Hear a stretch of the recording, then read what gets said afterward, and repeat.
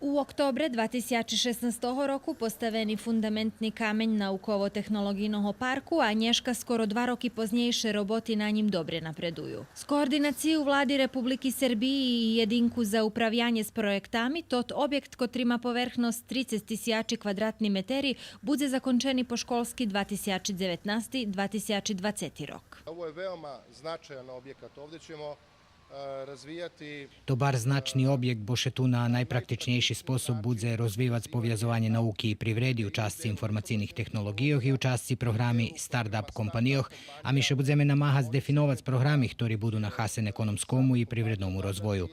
Tod objekt budze mať smisla ljemke dvekšina tih, co tu budu robit svoje roboti u nješu do budućnosti ekonomskog rozvoju Vojvodini i calej našej žemi.